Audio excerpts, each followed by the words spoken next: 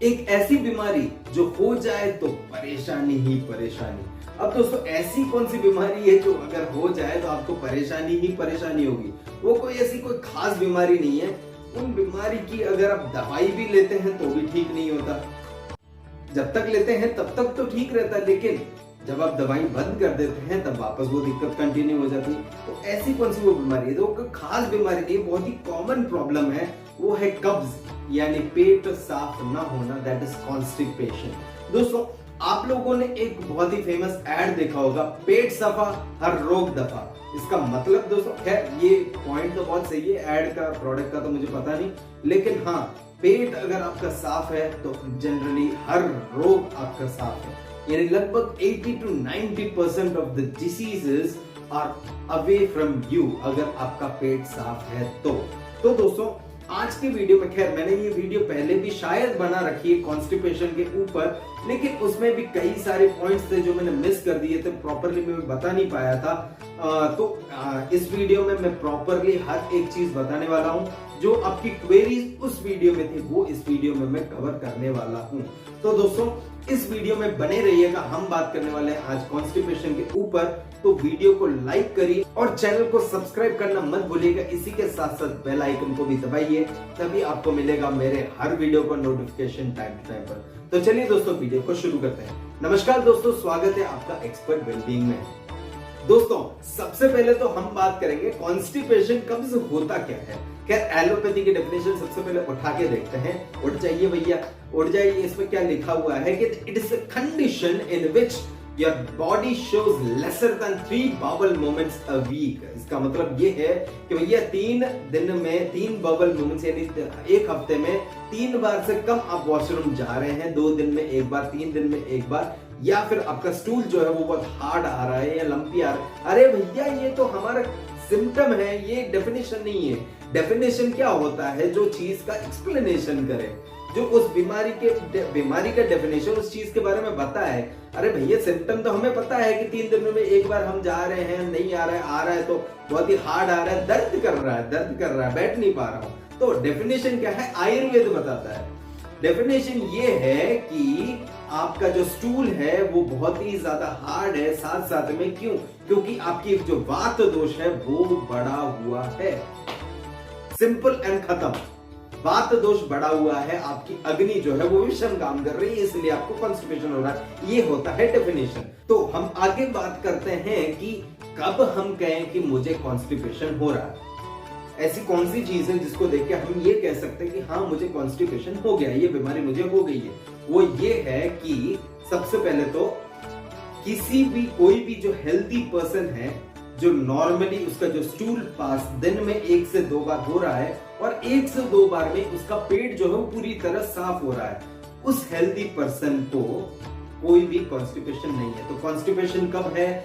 जब आप वॉशरूम नहीं जा पा रहे हैं या फिर जा रहे हैं तो बहुत ज्यादा दर्द कर रहा है, साथ साथ में ही जो स्किन है वो टियर होके निकल रही है, खून हल्का सा निकल रहा है। तो इन कंडीशंस में हम बता सकते हैं कि आपका जो कंडीशन आपके पेट की वो कॉन्स्टिपेटेड है। आपका जो स्टूल है वो पानी में तैर रहा है, बहुत ही ज्यादा हार्ड आ रहा है, या फिर बहुत ही ज्यादा चिपचिपाहट है उसके अंदर। अगर वो कमोड के अंदर गिर रहा है तो उधर एक निशान छोड़ रहा है जो पानी डालने के बाद भी साफ नहीं हो रहा है। इन सारी कंडीशन में हम बताएंगे कि भैया आप कॉन्स्टिपेटेड है, आपको कब्ज हो रखी है, तो आपको पेट सफा नहीं लेना है। आपको क्या करना है? एक आयुर्वेदिक फिजिशियन के पास जाके अच्छा सा ट्रीटमेंट लेना है। इसीलिए मैं यहाँ पे बैठा हूँ। तो दोस्तों अब हम बात करते हैं, ये सारी चीजें तो मैंने बता दी कि भैया कॉन्स्टिपेशन हम कब कहें कि हमें कॉन्स्टिपेशन है। तो अब जैसे कि मैंने बता दिया कि कब कॉन्स्टिपेशन हम कब कह सकते हैं। दिक्कत क्या है कॉन्स्टिपेशन होने से? मुझे कॉन्स्टिपेशन है तो है, तुम्हें क्या दिक्कत हो रही है? अच्छा दिक्कत ये हो जाती है शरीर में, तो अगर आपको कॉन्स्टिपेशन है तो सबसे पहले तो आपका खाना सही से पच नहीं रहा है।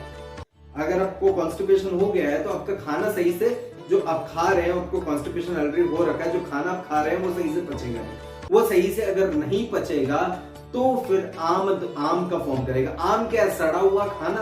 अरे वो वाला आम नहीं जो आप गर्मी में खाते हैं, वो आम नहीं, सड़ा हुआ जो खाना है वो आम। वो और वात दोष बढ़ गया तो आम वात बन गया।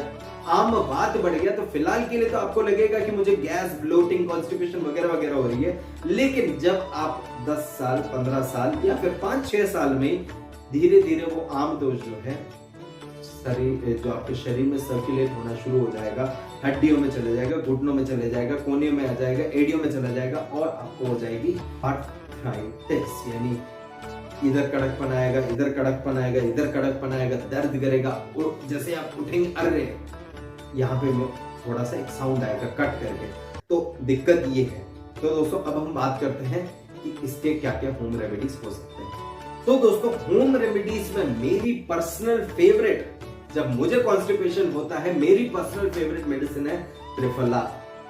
भगवान ने सही में एक नंबर मेडिसिन बनाई है त्रिफला, जो कि हरित की, आम्ल की, विविधकी की कॉम्बिनेशन की इतनी बेस्ट मेडिसिन है जो आपको कॉन्स्टिपेशन एक चुटकी में ठीक कर देगा।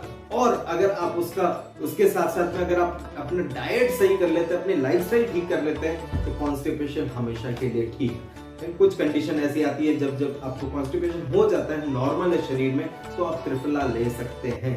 तो त्रिफला कैसे लेना है? रात को 1 चम्मच, आधे से लेके 1 चम्मच, अगर आप 15 साल से कम आयु के हैं तो आधा चम्मच, 15-20 सालों के ज्यादा के हैं तो 1 चम्मच, रात को 1 चम्मच। अगर आप डायरेक्ट खा सकते हैं, अगर आप नहीं खा पा रहे हैं तो ऊपर से गर्म पानी पी सकते हैं। ऐसे भी नहीं कर पा रहे हैं तो 1 गिलास में जो ल्यूकवार्म वाटर रहता है उसमें 1 चम्मच त्रिफला चूर्ण अच्छे से मिला के 15 मिनट के लिए रख दीजिए, फिर उसको पूरा पीजिए। तो सुबह तक आपका पेट साफ हो जाएगा, आपको किसी भी तरीके का पेट सफा की जरूरत नहीं है। सेकंड बेस्ट होम रेमेडी निकल के आती है स्नैक ऑन फ्रूट। इसका मतलब ये है कि जो आप स्नैक्स खाते हैं, क्या खाते हैं, चिप्स खा लिया, बनाना चिप्स खा लिया, ये सारी चीजें खाने से बेहतर है स्नैक ऑन फ्रूट्स का स्नैक्स कीजिए। मतलब जब आप खाना खा रहे हैं, ठीक है, तो खाना खाने के बीच में आपने खाना खा लिया, 4 घंटे 5 घंटे बाद फिर से खाना खाने वाला, तो बीच में बनाना खाइए। मैंने कहा है बिटवीन, नॉट साथ में मत खा लेना खाने के बनाना। आपने साथ में खा लिया तो फिर लूज मोशन के लिए भी तैयार हो जाइए। तो मैंने क्या कहा है, खाने के बीच में, 2 टाइम के खाने के बीच में आप स्नैक्स में बनाना ले सकते हैं, क्योंकि बनाना एक माइल्ड लैक्सेटिव है, जो कि अगर आपको कॉन्स्टिपेशन हो रखी है, अगर आप बीच में बनाना खाते हैं तो आपको कॉन्स्टिपेशन धीरे धीरे करके ठीक हो जाएगा और मॉर्निंग में आपका स्मूथ स्टूल पास होगा। मल त्याग जो है वो स्मूथली धीरे आराम से हो जाएगा, आपका पेट भी साफ रहेगा। तीसरा बेस्ट होम रेमेडी निकल के आता है फाइबर। आप अपने खाने में फाइबर इंक्लूड कीजिए, which is very good. Fourth best home remedy निकल के आता है मिल्क एंड घी। लिटरली बहुत टेस्टी चीज है, मैं तो बचपन से पीता आ रहा हूँ, मेरी दादी मुझे पिलाया करती थी।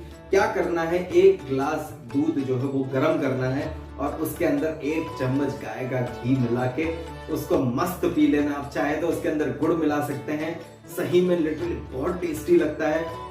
ये भी आपका कॉन्स्टिपेशन मिटाता है। लेकिन आपको लेना कब है? शाम को 6 बजे से पहले आप इसको लेके खत्म करिए। और एक बात नोट करने की इसमें यह है कि अगर आप वात दोष और पित्त दोष के हैं, सिर्फ वात प्रकृति और पित्त प्रकृति वाले ही सिर्फ ये चीज लें, दैट इज मिल्क एंड घी। दूसरे जो कफ प्रकृति वाला इंसान है वो मत लीजिए। अगर आपने ले लिया तो सुबह फिर से जुकाम वगैरह हो जाएगा और आप कमेंट करेंगे कि एक्सपर्ट वेलबीइंग, मुझे जुकाम हो गया। तो इन सारी चीजों में आपको ध्यान रखना बहुत ही ज्यादा जरूरी है। और इसी के अलावा दोस्तों हम बात करते हैं किन कारणों की वजह से होता है। खैर दोस्तों, अग्नि जो है या तो वो प्रज्वलित हो सकती है या फिर वो विषम हो सकती है। प्रज्वलित का मतलब है कि वो एकदम एक्टिव है, आपका खाना, डाइजेस्ट सिस्टम हेल्दी है, आपका खाना बरोबर पचेगा, स्टूल बरोबर पास होगा, आपको कॉन्स्टिपेशन नहीं होगा। कॉन्स्टिपेशन कब होता है? जब आपकी अग्नि विषम हो जाती है, यानी आपके खिलाफ काम करने लगती है। नहीं, जब मैं नहीं कर रहा खाना डाइजेस्ट, तब ये दिक्कत आने लगती है। आपका खाना डाइजेस्ट नहीं होगा, न्यूट्रिशन सही से पहुंचेगा नहीं, तो वो खाना जो है प्रॉपर निकलेगा नहीं शरीर में से और फिर वो कॉन्स्टिपेटेड होगा। आपका शरीर कॉन्स्टिपेटेड हो जाएगा और धीरे धीरे आप क्रॉनिक कॉन्स्टिपेशन की स्टेज में आप पहुंच जाएंगे। तो दोस्तों क्या करना है इसके लिए? सबसे पहले तो avoid wrong food combinations, avoid किसी भी तरीके का बाहर का फास्ट फूड, और अपनी मन की स्थिति को देख के खाना खाइए, वो भी बहुत ज्यादा इंपॉर्टेंट है। आपको भूख नहीं लग रही, मुझे भूख नहीं लग रही, मैं नहीं खाऊंगा। मुझे प्यास नहीं लग रही, मैं पानी नहीं पीऊंगा। ऐसा नहीं कि फिक्स खाना का टाइम है तो खाना खाना ही। भूख लग रही है तो ही खाइए। खाने के जस्ट बाद पानी नहीं पीना, खाने के जस्ट पहले पानी नहीं पीना, खाने के बीच में पानी पी सकते हैं, खाने के 1 घंटे बाद पानी पीना है। तो ये कुछ जनरल चीजें हैं जो मैंने आपको बताई, और खाने को कम से कम 40 बार चबा के खाना है, और फ्रूट्स इन बिटवीन जरूर रखिए खाने के बीच में, that will be very good, you will not gate constipated. और सलाद भी जरूर खाइए खाने के जस्ट पहले, that is also good, which will keep your hunger low, and आप कम खाना खाएंगे ज्यादा अच्छा से पचेगा, दैट इज बेटर। तो दोस्तों आज के लिए इतना ही। मैंने आपको लगभग सारी चीजें बता दी कॉन्स्टिपेशन के ऊपर। जो आपकी क्वेरीज अभी तक उस वीडियो में थी वो भी मैंने इस वीडियो में क्लियर कर दी है। अगर अभी भी अगर आपको कोई भी डाउट, कोई भी क्वेरी है तो पूछ सकते हैं नीचे कमेंट सेक्शन में। तो दोस्तों आज के लिए इतना ही। तब तक के लिए stay fit, stay healthy, stay tuned. Wait, आपने शायद वीडियो को लाइक नहीं किया, वीडियो को लाइक करिए, चैनल को सब्सक्राइब करिए और बेल आइकन को दबाना मत भूलिएगा। तो दोस्तों आज के लिए इतना ही। तब तक के लिए stay fit, stay healthy, stay tuned. नमस्कार।